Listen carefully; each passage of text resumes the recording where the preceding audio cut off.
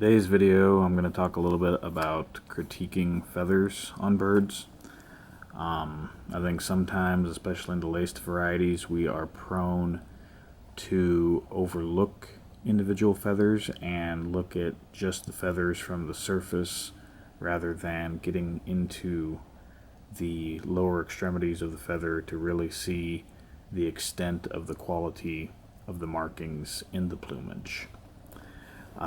One of the best times of year to really evaluate your birds, in my opinion, is during the molt, especially the lighter colored birds, because you will see not only the individual feathers as you're picking them up, but you will also be able to see how well the color holds up in direct sunlight and those types of things. For today, I'm going to focus primarily on buff laced because that's what I have on the farm and that's what I'm going to use for feathers. So we're going to start off with some feathers from my standard buffs, and I'm just going to talk a little bit about them. Here's a wing feather, and as you can see, it has white running through the tip, along the shaft, and again at the base. Now, this bird is a very old bird, or was a very old bird. He passed away this summer. He was at least 8 years old at that time. He was also impure for the buff lace pattern. He was only carrying one copy of the dominant white gene, which means that he was split for gold lace. Now, sometimes people, again, will just look at the outside of the feather and leave it at that. But I also like to take a look at the underside of the feather, because sometimes you will see imperfections that you don't normally see. So ideally, you don't want this white coming up from the shaft or in the tips, and it's common in the buffs and the golds both. So it's something you really need to watch. However, I do like the fact that the color of the shaft is close to the ground color of the feathers. See, this one's got a lot more white in it than the previous one.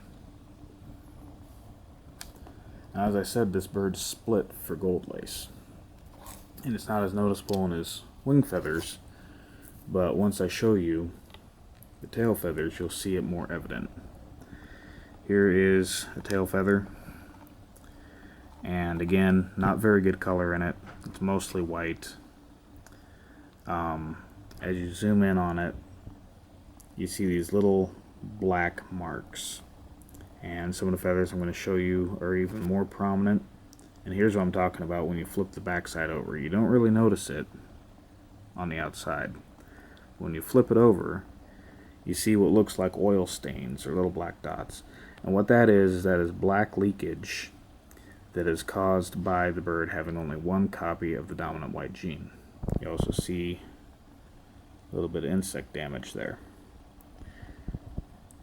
So that's another way to evaluate the health of your flock. Now, had this been a gold lace, you wouldn't obviously have these black marks. Instead, you would be looking at a feather that's primarily black, because all these areas that are white on the bird, well, if it was a gold lace, dominant white gene would not be there, and thus the white areas would be black. Here's a little side hanger off of the same bird, and this is where you really see the leakage coming through.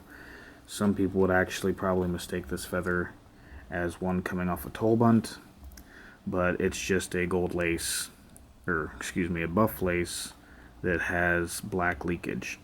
One thing I do like about this feather is it's showing a white tip right here, which shows me that I am moving in the right direction towards getting lacing into the tail feathers.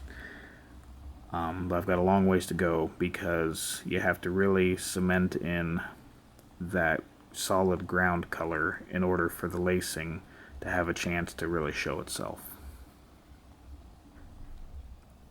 Now I'm going to switch over to some feathers from a Bantam buff lace that I got this past year.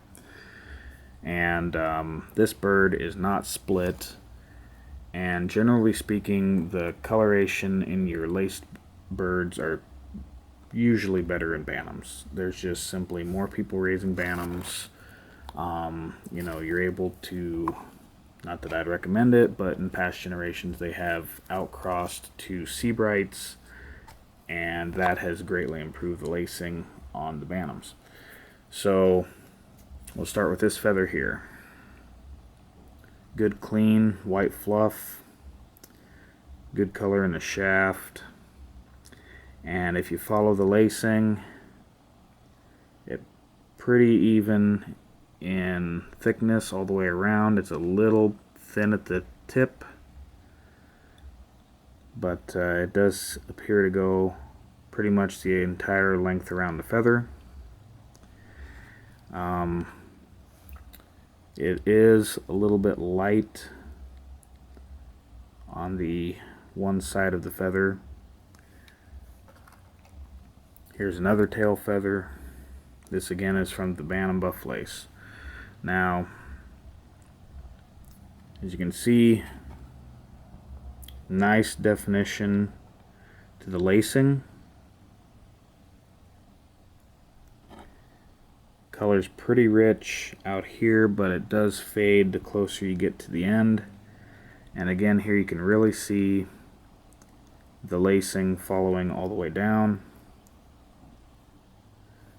And here's one of the main sickles from the same bird. Again, there's some color fading here, but the lacing does follow all the way around. And you see how the color gets richer the further out you go.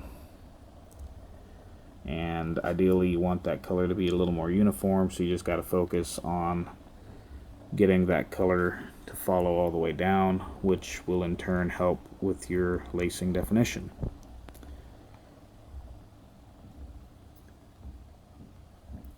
So that's all I've got for this one, and hopefully I can get a hold of some feathers from some of the other varieties in the future to do more videos like this.